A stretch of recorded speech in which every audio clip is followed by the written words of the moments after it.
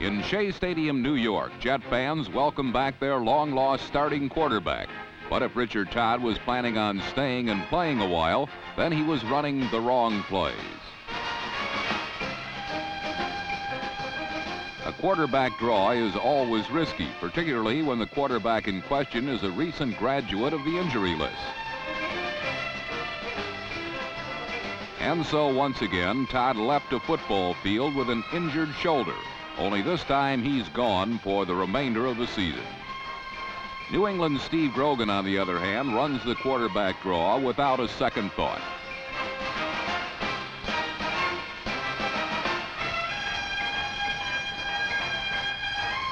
Healthy runners don't have to hesitate, and New England's runners, Grogan included, certainly are healthy. Going into Week 13, New England doesn't have a running back listed in the top 10. But as a team, they lead the entire NFL in rushing and rank second in scoring points.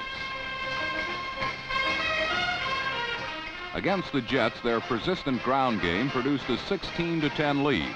And with Todd sidelined, the confident Patriots appear to have matters very much under control.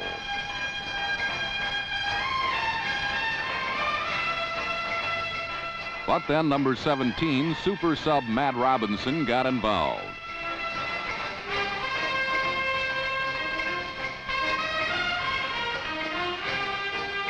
For the 8 weeks Todd was absent, Robinson and number 85 Wesley Walker sustained the Jets in their fight against playoff extinction. In period 4, they produced enough points and yardage to set up a garden variety game-winning field goal attempt. And again, Robinson did what was asked. But this time, the Jets fell victim to a bit of tragic irony. 1 year ago, in a somewhat meaningless game, number 5 Pat Leahy clicked on a last-second field goal as the Jets upset New England. Last week, with New York fighting for a playoff berth, he missed one. You've all heard the phrase, the agony of defeat. Well, you'll not often see it so vividly expressed.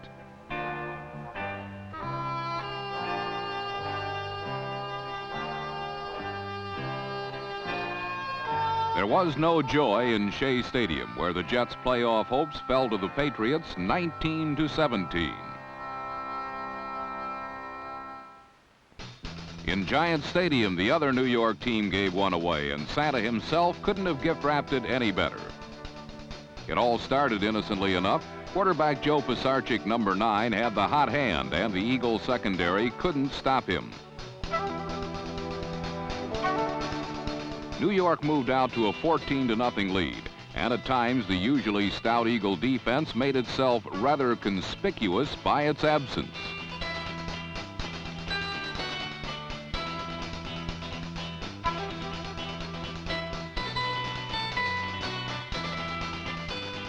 But the Eagles haven't been blown out of a game all season, and Sunday was to be no exception.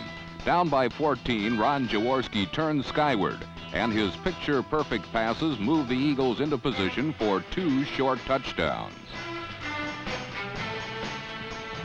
However, as the final gun approached, New York was sitting on the football while holding a commanding 5-point lead. As the clock ran down, there was the customary late-game shoving, but there was no need for the Eagles to vent their frustrations, for they were about to be blessed by the weekend's most questionable piece of judgment. The call came from John McVay's offensive coordinator. Chances are it will not be studied at next summer's coaching clinics.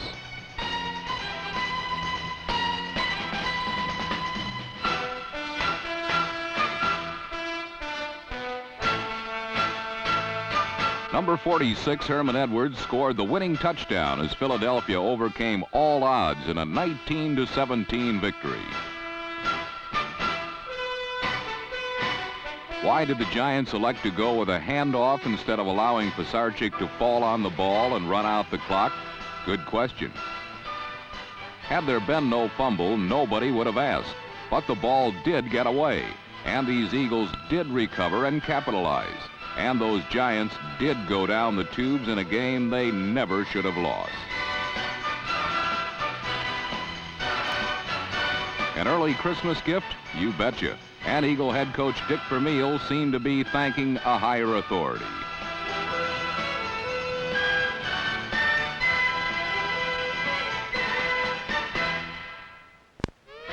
The mercury dropped below freezing last week in Denver, but it did not deter those members in good standing in the Fraternal Order of the Orange Crush. And at the outset of the game, the chill had little effect on the visiting Green Bay Packers, who found some very creative ways to keep warm.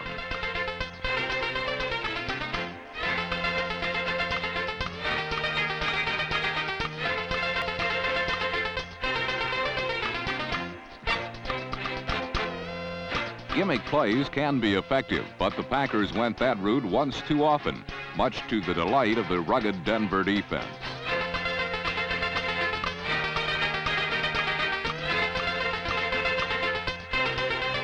The Broncos relied on their usual formula of great defense and just enough points to dispose of the Packers 16-3. Here's something you don't see every day. In fact, it's been 4 years since Atlanta punter John James has had any of his kicks blocked. But last Sunday, the Chicago Bears did just that, en route to a 13-7 victory. It ended an 8-game Bears losing streak while snapping Atlanta's winning skein at 4.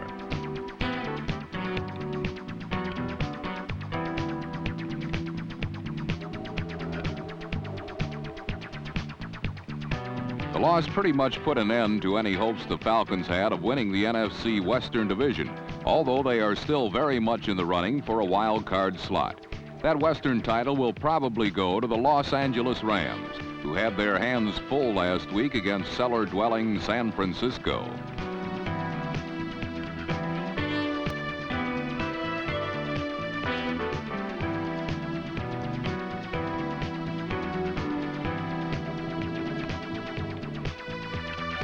Dave Williams' 89-yard kickoff return was only one of several plays that enabled the 49ers to regain some respect against one of the league's best teams. Second effort plays like number 85 Paul Seal's catch and carry kept the Niners in the game long after many had expected them to fade.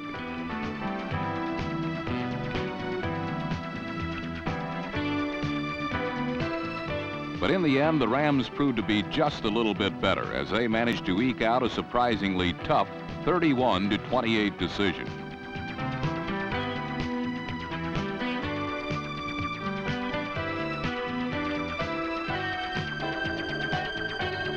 San Francisco's chief competition for the worst record in football comes from the Cincinnati Bengals. Last week against the Steelers, Cincy easily stayed in the running for that dubious distinction. A tough Bengal defense kept things close, but Pittsburgh won anyway, 7-6. Yet while the Bengals fell to their 11th loss in 12 games, Ohio's other pro team, the Cleveland Browns, were rolling over Baltimore as ageless running back Calvin Hill, number 35, caught 3 touchdown passes. The Browns chalked up 480 yards in total offense while their defense contributed to the scoring column when number 21 Oliver Davis returned a third-period interception for a touchdown that put the game away. Cleveland won 45-24 to even their record at 6-6 and keep their slim playoff hopes intact. Winter finally came to the North Country last week, and in Minnesota the fans couldn't have been happier, for this is Viking weather.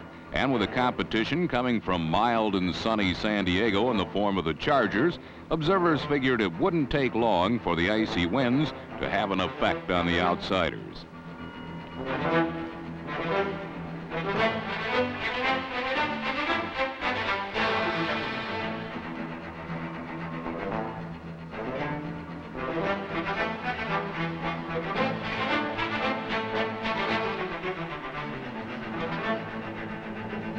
The numbing cold did set the Chargers back as they committed 3 turnovers, but the Vikes showed no immunity to the elements as they lost the ball on 4 occasions.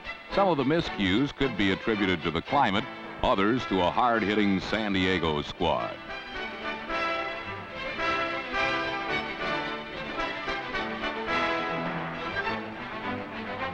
The The Vikings broke out on top as ex-Charger running back Ricky Young, number 34, took a Fran Tarkenton toss in for a first-period touchdown. Young caught 6 passes on the day to give him 68 for the season, most in the NFL.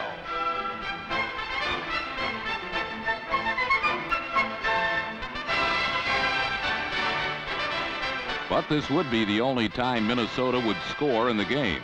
The Chargers tied things up soon after, then went ahead for good when quarterback Dan Fouts, fighting both the Viking pass rush and a slippery turf, found wide receiver John Jefferson, number 83.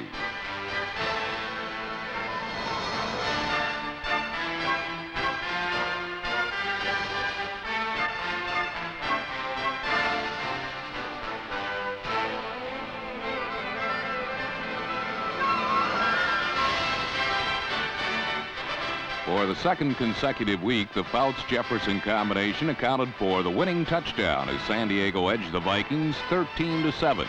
It was the Chargers' 4th straight victory, their longest winning streak since 1969.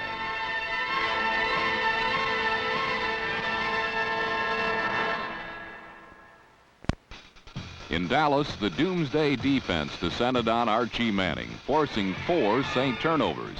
Larry Cole's interception was one of 3 suffered by Manning, the number 1 ranked passer in the NFC.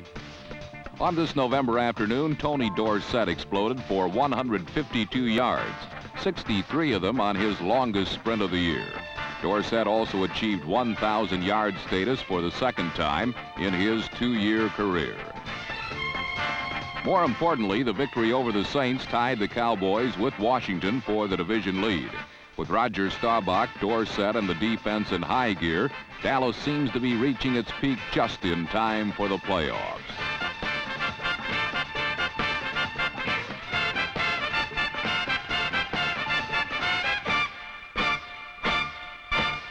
The Buffalo Bills could manage only 1 touchdown against Tampa Bay, and not surprisingly, it was scored in spectacular fashion by their fine receiver, Bob Chandler, number 81. With 15-year veteran Bill Munson relieving starting quarterback Joe Ferguson, the Bills had plenty of problems passing against the tough Buccaneer defense, which picked off 4 passes while holding the Bills scoreless throughout the first half. John McKay's defense was about all that kept his team even mildly competitive last year, and it's much improved this season, although generally unrecognized on a national level. The man who makes it go is the team's first draft choice ever, number 63, Leroy Selman. The former Oklahoma All-American relies on superior strength at defensive end, as these 2 ineffective Buffalo blockers will testify.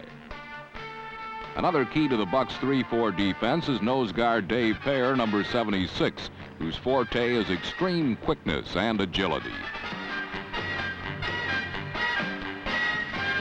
While the defense has been rugged, the team's big problem in its brief 3-year history has been on offense. But with another number 1, Ricky Bell, finally showing his stuff after a rookie year of pain, it too has made great strides. The attack has already scored 26 touchdowns compared to merely 7 all last season. Bell is one reason. Rookie quarterback Doug Williams was another before he broke a jaw. With Mike Ray subbing at quarterback, many felt the Bucs were in trouble. But last week against the Bills' papier-mâché defense, Ray flashed his old USC college form, passing on the run and leading Trojan-laden Tampa Bay to a rout of Buffalo.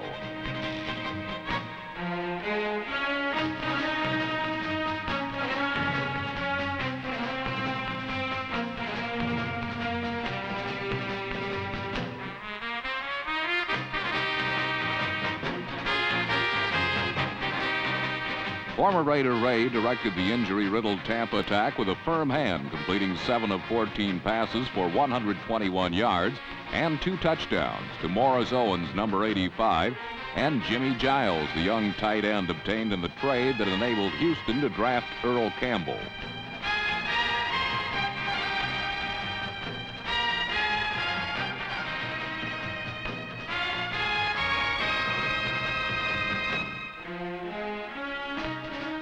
Mike Ray's joy at being a winning quarterback is understandable. Tampa Bay's 31-10 triumph snapped a 3-game losing streak, and at 5-7 for the season, Who would have believed the once lowly Buccaneers would be ahead of both the Bears and Lions in the once tough NFC Central Division?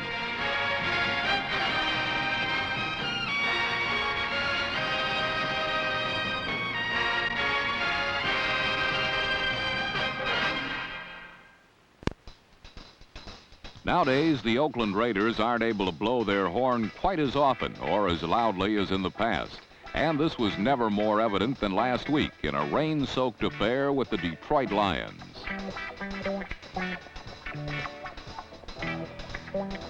The Silver Rush dropped Kenny Stabler 3 times, while the Detroit offense used some calculated deception to give Oakland's defense the slip.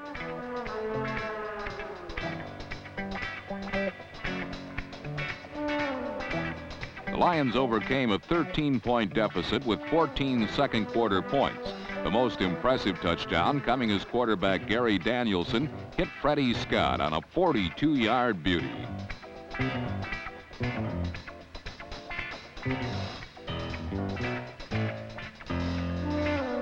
But while these Raiders may not be the dominating force they once were, last Sunday they proved they are still good enough to win the games they're supposed to. It simply takes them a little longer. And so, as though it was written in a script, Oakland put down the Lions' uprising right on cue, scoring twice in the second half and won in a come-from-behind effort, 29-17. Just when you think the Raiders are going to take a bath, they seem to find a shelter from the storm. However, whether their umbrella can withstand the approaching turbulence of a Western Division championship remains to be seen. Early in the season, a Cardinal-Redskin matchup seemed a mismatch and a contest Washington could win running backwards.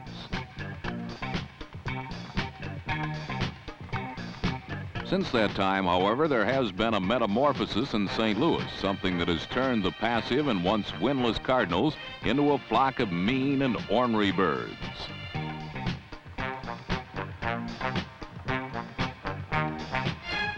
Joe Theismann was sacked 9 times, and the Cardinals ripped off 24 points before the Redskins could even find the end zone.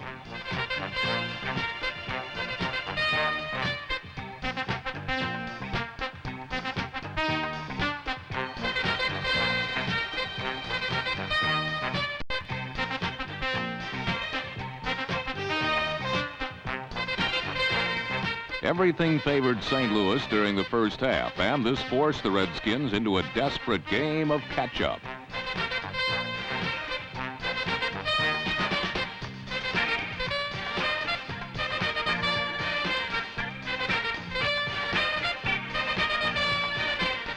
Joe Theismann to John McDaniel brought the Redskins to within a touchdown with a quarter to go. Yet the ones they needed most were the ones that got away.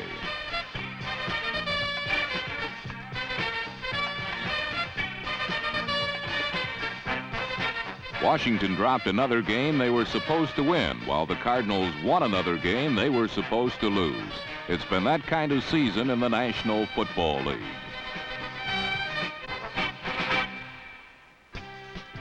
The passing fame of babyface Jim Zorn, quarterback of the Seattle Seahawks, had spread to Arrowhead Stadium. But last Sunday, Zigzag Zorn decided to prove to Kansas City that the Seahawks can play the Chiefs' style of game.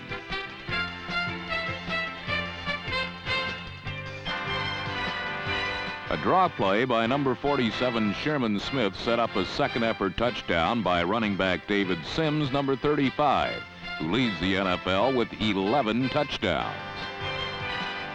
Leading 10-0, Seattle forced the Chiefs to play the Seahawks game, prompting Kansas City quarterback Mike Livingston to take to the air. Receptions by wide receiver number 89 Henry Marshall set up a 1-yard touchdown pass to number 22 running back Ted McKnight as the Chiefs closed within 3 points. Late in the game, the Chiefs passing attack managed to push the ball to the Seattle 1-yard line. But with 15 seconds left in the game, the Chiefs went back to the ground, and it cost them dearly.